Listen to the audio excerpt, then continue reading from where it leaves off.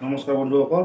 তো কৰ্মবিৰতি অনিৰ্দিষ্টকালীন কৰ্মবিৰতি সঠিক জেগাত সঠিক ঠাইত সঠিকভাৱে হৈ আছেনে নে সকলো ভেকভনা? আমাৰ বঙাইগাঁও ডিষ্ট্ৰিক্টত মাত্ৰ 2 দিন অলপ ভালভাৱে হৈছিল কৰ্মবিৰতি। তাৰ পাছততো কিছুমান মানুহক ডিউটি কৰা দেখা পাওঁ,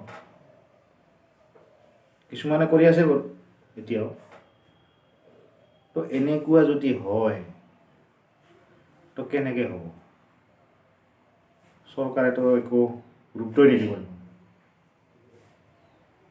আচল জেগাতে যদি কৰ্মবিৰতি নহয়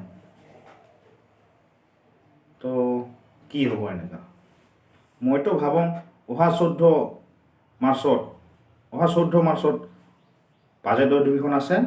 তো সেইদিনাই সকলোৱে ওলাই দলে বলে একদম দুটা সংগঠনে লগ লাগি একদম জোৰদাৰ একটা আন্দোলন কৰিব লাগে।